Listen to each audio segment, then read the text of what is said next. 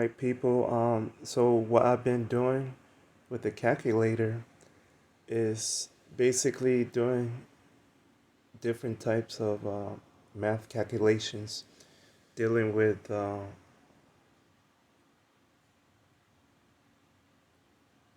money amounts, basically. So what I'm doing is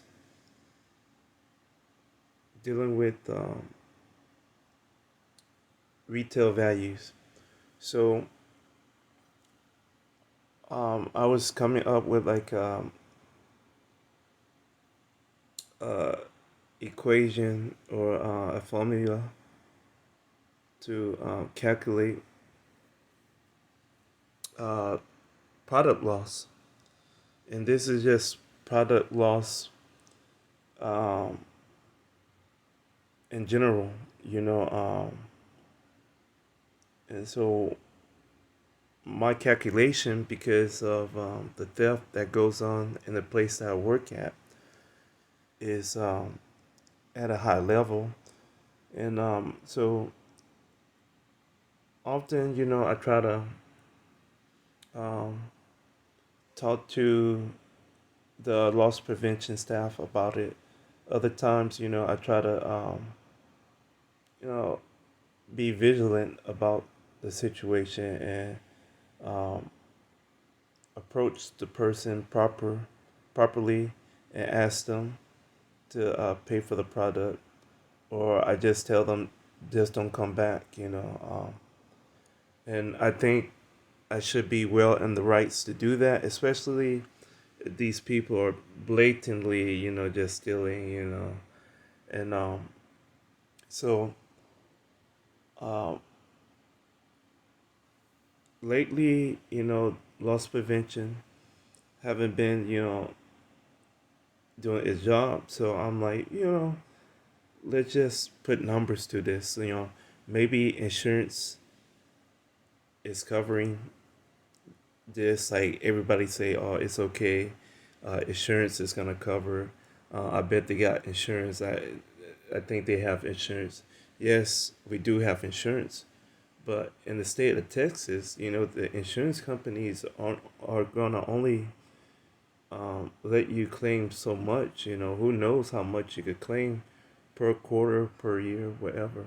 So I was just doing numbers, and the numbers were just dealing with, let's say, 10 customers stealing $20 per hour. You know, so that's what you're looking at. So 10 customers stealing $20 worth of product. So per hour, and then you calculate it. I went 5 days because I was like, sometimes people, behavior change, and they go, okay, this person is working. I can't steal as much as I want, or I might not even go that day to steal. So you could vary, So I go from 5 to 7, and so after that you go 52 weeks. So with those numbers, you're seeing, high numbers, and the high numbers, it shouldn't be that way because at the store that I work at, we just don't have, issues with, theft, but we have issues with controlling expired food that we make. So we throwing away food constantly as well.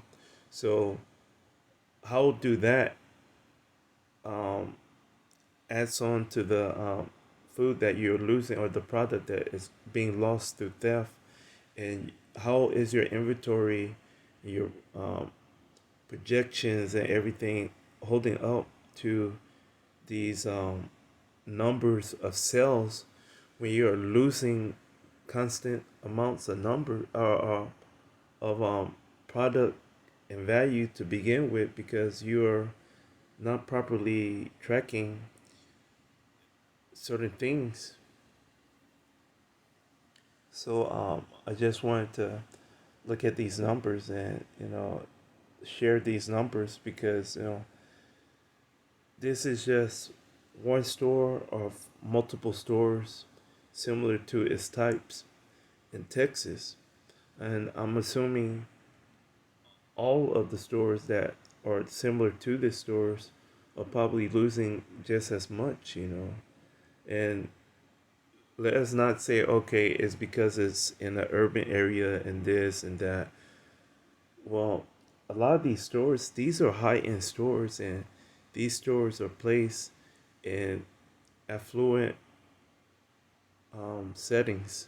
You know, there's levels of wealth, and then a middle class, and then other communities before you get to those levels of a bad neighborhood. So the interesting thing is a lot of these people are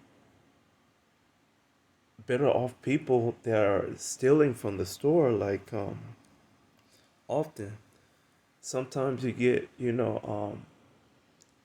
other people coming in, knowing that they get run game and steal stuff because they either homeless or they gypsies or they are certain um, skilled people at watching the way um, the business flow at the store. But other than that, it's like um, it's a lot of white people stealing more so than black people. But at the same time, it's like at a habit rate, um, black people are more likely to become a repeat and constant offender.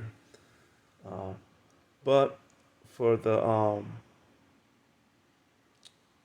one time hit it and quit it, most of the time is a lot of professional white people, like, and sometimes um, they are like people that used to be regulars, or or you don't see too often, maybe seasonal, and it's weird, but that happens too. And I have a lot of stories about crazy um, things that I've seen people steal and do when stealing, So I just wanted to share with people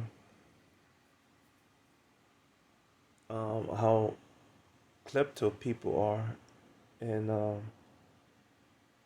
let's see, I think the other thing was, I was at work the other day, and I'm working, and most of the time it's either slow or busy, but it doesn't matter slow or busy, Most of the time people steal things when they are the only person in the whole area. They'll just, walk, grab what they need, look at something, and walk out. And so um, I'm working on surveilling my area for customers and stuff, watching different area lines build up. And I noticed a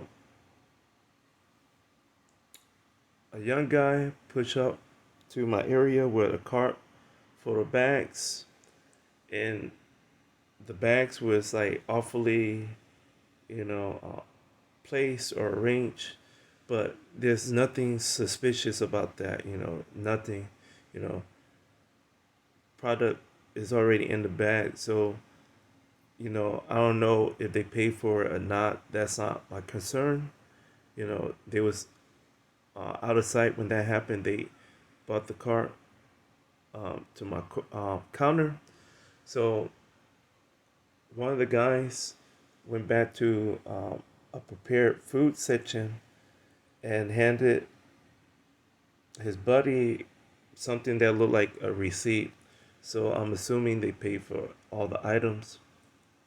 So the guy gave the guy the receipt. He goes back to the shopping cart, start to play around with the groceries and stuff. And the weird thing is they had like a video camera in one of the bags. So, I'm like suspicious, but not suspicious enough. The guy's still waiting to be served the food that he's trying to get. So, the food that the guy is in line for, that he's getting, have not been paid for. And the other guy, start to grab bags of chips. So at this point in time, I'm outside my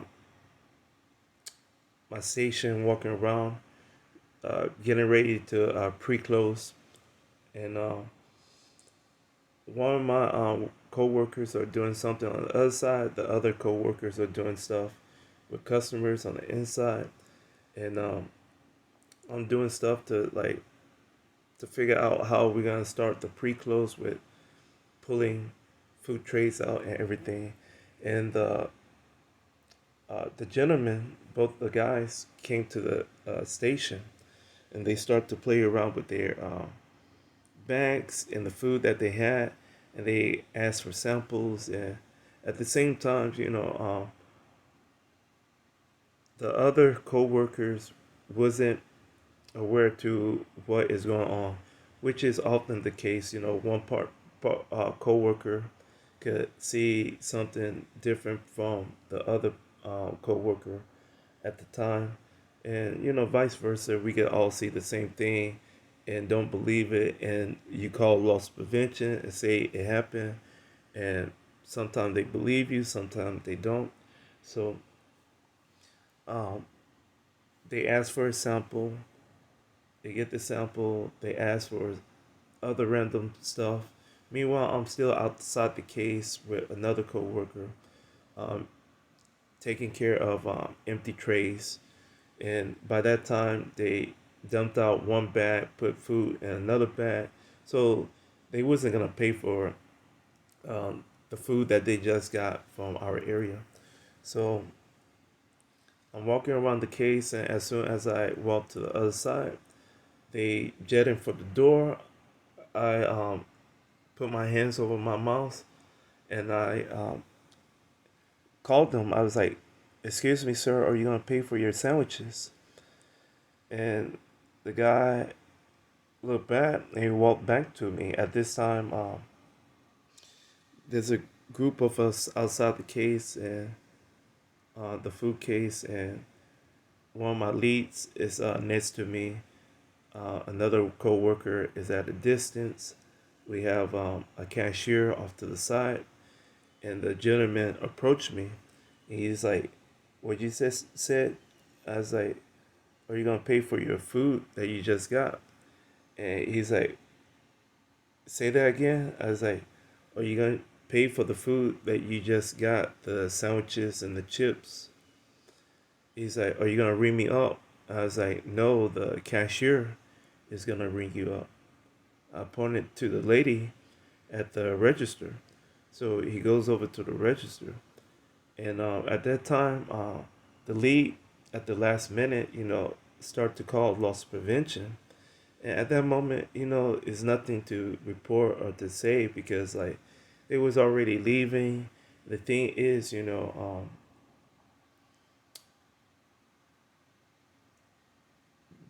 I heard this said to me. So and it was something different, something that was new to me until uh, one of the loss prevention workers told me. And they said, well, technically, there's a loophole. So there's a loophole. If customers decide to eat any of the product or drink any of the product in the store, they are able to do so without being liable or responsible for stealing. They said it's not stealing if they eat the product and throw away the evidence. So that's how good my store got it. So we deal with not just people that are klepto like that, remember that those numbers that I put in was a fraction of what I'm assuming, because we have regular customers that know that they could do exactly that, eat what they want and throw away the evidence and pay for whatever they decide to pay for. And we have a huge regular customer base. Our regular customers come into our stores 3 to 4 times a day. I kid you not. So, uh, those numbers are not geared towards regular customers coming into the stores 3 to 4 times, knowing that they could take any item that they want, eat it, and either have the option to pay for it or not pay for it.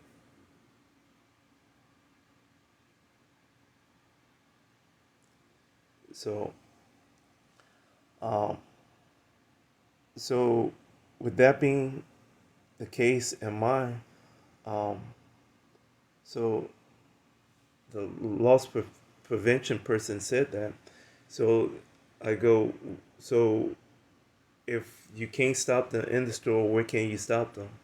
And they said in the parking lot. I was like, what, the parking lot? I'm like, the parking lot is like no man's land, you know. Once they make it to the parking lot, you shouldn't pursue, because you don't know if they have a weapon. You don't know if they have other people in a vehicle with weapons. You don't know what their motive is once they get into the parking lot. So I was like, that sounds to me like a lie, you know. And the loss prevention person, haven't been with a retail company that long like I have. So I'm like, if anything, you want to stop people before. I know that for a fact, you know. Yes, we have security guards, just one patrolling later at night, and during the daytime, we have possibly two cops and a security person. But later on at night, it's just one person. So it's not enough, you know, manpower to contain a situation like that, you know, especially with a lot of people just, you know, hourly stealing that much, you know. So um, when the lead called the loss prevention person, they basically said, tell that person, me, to stop doing that. And I was like, okay, fine. I will stop doing it. But guess what? I'm gonna make sure I tell fellow partners or customers or co-workers about this problem. You know, these numbers, like with these numbers, you could easily give everybody in the store a decent raise. You give everybody a decent raise, a decent bonus that they don't have to, you know, worry about certain food costs to begin with as a food retailer. So I'm like, do corporate, do our parent company, do our parent company know these numbers about loss prevention? Like, I'm pretty sure, you know, so at my corporate um, setting, one of the corporate guys that run my retail division, he used to be my direct boss, and now he's still my boss, but he's my boss's boss's boss's boss's. several bosses up the food chain boss. And he was similar to the whole concept of this thinking. So there was time to where um, loss prevention would bring down several managers in this store GM to observe the behavior of somebody stealing because like sometimes um, you run risks of different types of liability, and sometimes you don't believe it. You know, you get a phone call, you relay the message, and most managers don't believe that's happening because of where the store is. So um, a few times, uh, the guy that runs our corporate offices witness what goes on. So it's not like uh, our store GM is going to be blind to something like that because you know they shouldn't be. They shouldn't be that naive about retail like that. You know, especially with food, prepared food. So loss prevention told me to don't do it no more, and so I was like, okay, fine. I will relay all the stories and whatever I recall about a situation or a person, to other coworkers and other customers. The other thing is, if something awful happens, if something other than the usual happens, I don't want the same people to come to me asking for information about a event because I warned them about these people, these behaviors, and these things, and it's okay for the company to make us sit down and do online videos about certain things and content and behaviors, but for the company to say, watch these videos, waste the time, cut back on that amount of service for sales just for these videos, and then implement these videos as best as your ability is BS. So that's my rant for the day. So other than that, man, I'm gonna probably troll my new GM and maybe my direct bosses about pay raises.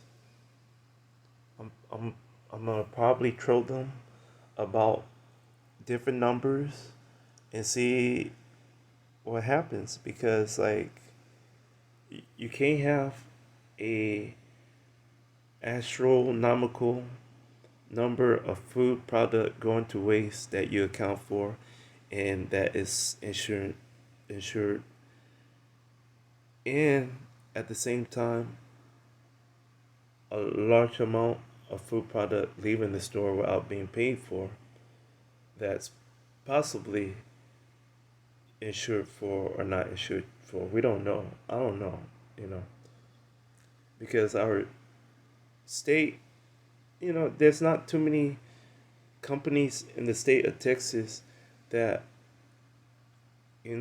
have that much insurance liability, for companies that size to constantly file for that much money being lost.